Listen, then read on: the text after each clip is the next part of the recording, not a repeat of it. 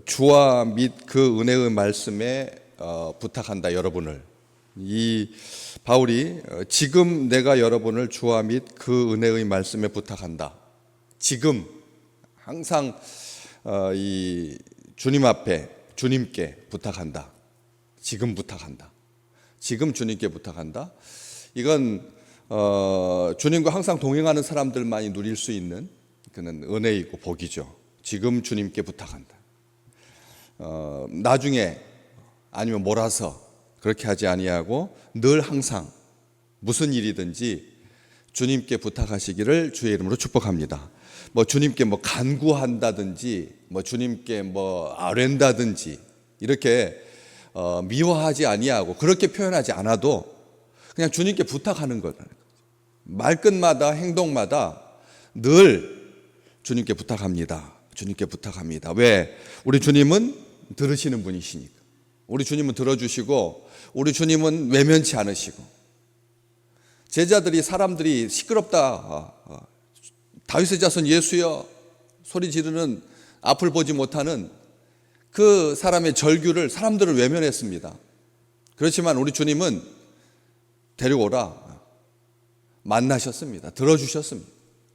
그렇기 때문에 주님께 부탁한다라고 하는 것, 살아계시고 내 곁에 계시고, 그렇죠? 가서 어디 가서 어떤 산에 가서 어떤 장소에 가서 어떤 시간에가 아니라 지금 이곳에, 항상 지금 이곳에 우리 곁에 계시는, 내가 너희와 세상 끝날까지 항상 함께 있으리라 우리 주님께서 말씀하셨으니까 그 약속을 믿고 주님께 부탁한 거죠. 그런데 한 가지 독특한 표현은 주와 및 그 은혜의 말씀에 부탁한다. 이렇게 뒤에가 이제 말이 이어지니까 왜 그냥 주님께 부탁하면 만사형통이고 모든 것이 다 될 것이고 모든 것이 기쁨이고 모든 것이 즐거움일 텐데 왜 이걸 구별하고 있느냐는 거죠. 주님과 및 그 은혜의 말씀, 주님과 그 및 그의, 아니면 그냥 딱 이게 축약해서 주님의 말씀에 부탁한다. 이 표현도 사실은 조금 우리가 안 쓰는 표현인 거죠. 부탁이라고 하는 말은 인격적인 존재에게 부탁하는 거지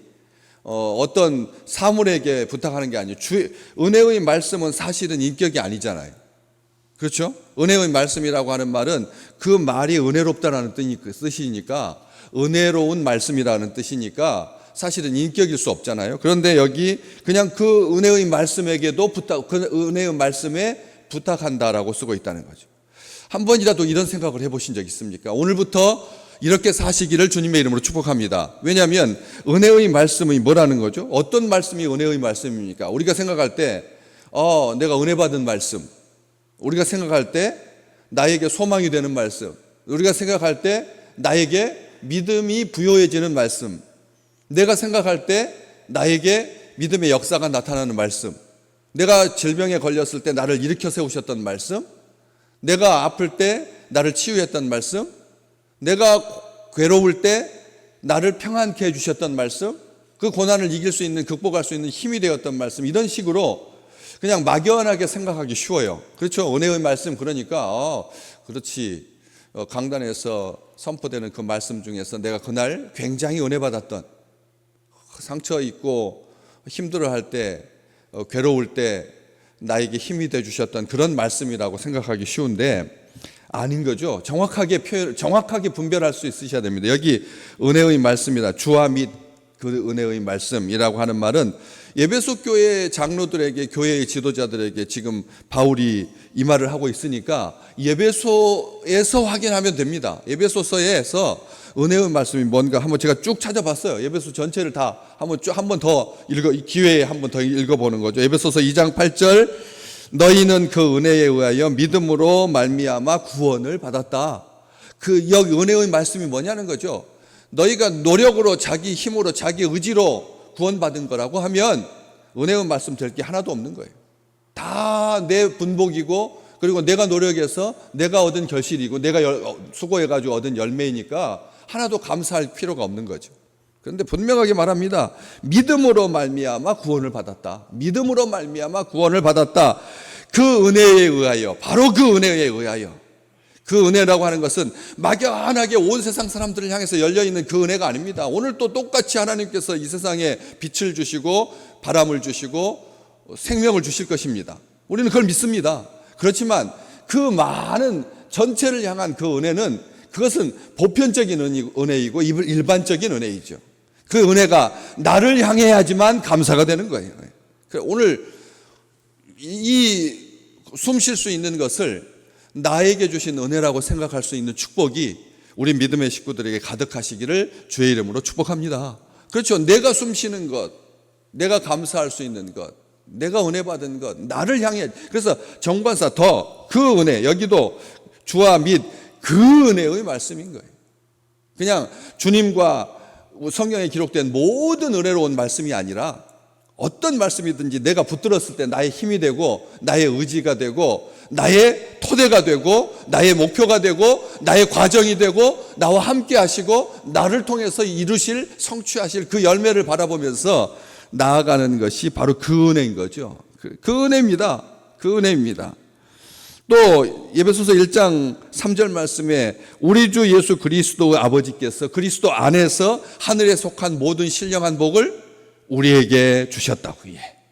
하늘에 속한 모든 신령한 복을 우리에게 주셨다라고 하는 교회로서의 은혜, 개인적인 내가 믿음으로 말미암아 구원을 받았다, 하나님의 그 은혜에 의해서, 이것은 개인적이라면 우리가 누려야 될, 그 교회로서 누려야 될, 우리가 같이 믿음의 백성들로서 받아야 될 그 놀라운 은혜, 그게 그 은혜가 뭐냐? 우리 주 예수 그리스도의 아버지께서 그리스도 안에서 하늘에 속한 모든 신령한 복을 우리에게 주셨다고. 아멘. 주실 줄로 믿습니다가 아닙니다.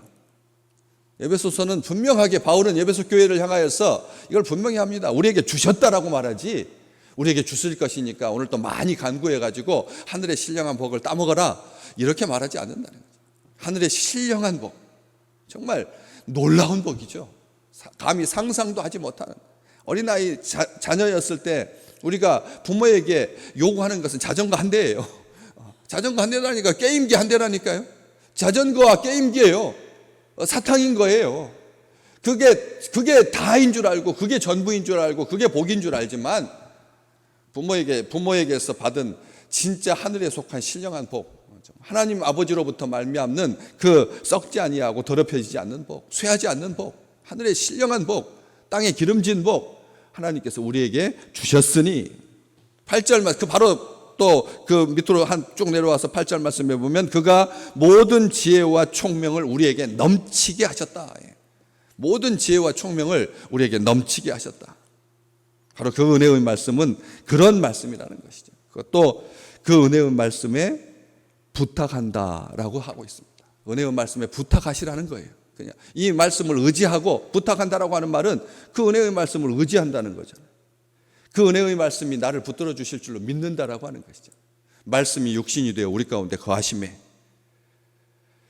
이 예수 그리스도가 말씀이 육신이 되어서 우리 가운데 거하신 분이시고, 우리 주님의 그 말씀은, 그 은혜의 말씀은 살아서 그 말씀이 살아서 책임을 지고, 그 말씀이 살아서 책임을 지고 모든 결실을 우리에게도 풍성하게 주실 뿐만 아니라 아버지 하나님께 영광이 되게 하실 줄로 믿습니다. 은혜의 말씀은 그런 거죠. 하나님의 말씀, 이 제3태로서의 주님의 말씀, 그 은혜의 말씀은 그냥 말씀으로서 존재하는 것이 아닙니다. 그 은혜의 말씀은 반드시 역사하고 그 결과를 이루고 그 아름다운 것을 아버지 하나님 앞에 영광으로 돌려드리는 것이 하나님의 말씀, 그 은혜의 말씀인 거죠. 그게 말씀의 속성이고 말씀의 성품입니다. 말씀의 인격입니다. 말씀은 인격입니다. 말씀은 주님이십니다. 복음은 그렇게 역사하는 것이죠. 우리에게 복음에게 우리와 함께 하시는 말씀, 그 은혜의 말씀, 우리에게 순종하게 할 수 있게 할 수 있는, 우리로 하여금 말씀에 순종할 수 있는 그 마음을 주시고, 그 의지를 주시고, 그 결심을 주시고, 또 그것도 흔들릴까 봐 하나님께서 책임져 주시는, 보증해 주시는 성령을 통해서 우리로 하여금 깨닫게 하시고, 말씀을 깨닫게 하시고, 말씀을 깨닫지 못하고 그냥 읽기만 한다면, 말씀을 그냥 받기만 한다라고 하면 그 은혜의 말씀의 역동성을 우리는 상당 부분 놓치는 겁니다. 오늘 또 우리 주님께서 우리에게 허락해 주신 그 은혜의 말씀은 우리를 붙드시는 힘이십니다. 능력이시고요. 우리와 함께 하시는 하나님이신 거죠. 역사하시는 왕노릇 하시는 하나님의 말씀은, 주님의 말씀은, 그 은혜의 말씀은 우리를 거듭나게 하시고 회개하게 하시고 우리를 붙들어 주시고 끝까지 책임져 주시고 소유하고 통치하시고 다스리시고 능히, 오늘 말씀 뒤에 뒷부분, 능히 너희를 든든하게 세우사 거룩하게 하심을 입은 모든 자 가운데서 기업이 있게 하시는 말씀이라는 거예요. 아멘. 우리 주님께서 우리를 그 말씀을 통해서 든든하게 세워주신다. 든든하게 세워주신다. 말씀만이 우리를 든든하게 세워주십니다. 무엇으로 우리가 든든하게 서 있을 수 있습니까? 무엇으로 우리가 든든하게 살아 있을 수 있습니까? 든든하게 서다, 요동치지 않는다, 어떻게 말할 수가 있겠습니까? 우리의 결심이 그게 가능한 일입니까? 우리가 하는 일이 우리를 든든하게 세울 수 있습니까? 하나도 우리를 든든하게 세우지 못합니다. 다들 생각하는 거죠. 이것으로 막으면, 이것으로 세우면 우리가 든든하게 세울 수 있다라고. 그런 착각을 합니다. 그런데 그렇지 않다라고 하는 거죠. 건강도 우리를 세우지 못합니다. 건강이 또 반대로 우리를 쓰러뜨리지도 못하게 합니다. 잘 기억하셔야 됩니다. 건강이 우리를 붙들어주는 게 아니라는 거죠. 우리의 의지와 우리의 열심도 아니다라고 하는 것이죠. 말씀이 붙들어 주십니다. 말씀이 우리를 능히 든든하게 세운다. 거룩하게 하신다. 거룩하게 하심을 입은 모든 자 가운데서 기업이 있게 하신다. 하나님의 사람으로 온전하게 하여서 모든 선한 일 행할 능력 갖추게 해주신다. 디모데후서 3장 17절 말씀. 하나님의 능력은 역동적이다. 하나님의 말씀은 역동적이어서 우리의 관절과 골수를 찔러 쪼개기까지 한다. 그래서 사람을 새롭게 만드는 거죠. 하나님의 사람으로 온전하게 한다. 모든 거룩하게 하심을 입은 모든 자 가운데 기업이 있게 한다. 이것은 참 중요한 원칙입니다. 믿음의 식구들, 거룩하게 된 사람들, 구원받은 주의 백성들, 그 가운데 기업이 있게 한다는 거죠. 만약 이게 구원받지 못하는 사람들 가운데서 기업이 있게 한다면 우리는 그때부터 피곤해집니다. 왜요? 일남 삼녀에게 어마어마한 재산을 남겼는데 아들에게 50% 몰아주고 40% 몰아주고 딸 셋에게 20%씩 그랬거든요. 그렇잖아요.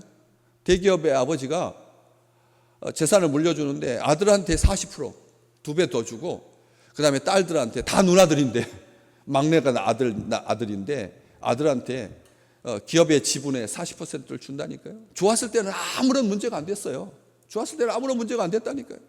그런데 지금 어떻게 됐습니까? 그 아들하고 그 다음에 딸 중에 셋째 막내 딸하고 지금 재산권 분쟁하는 거죠.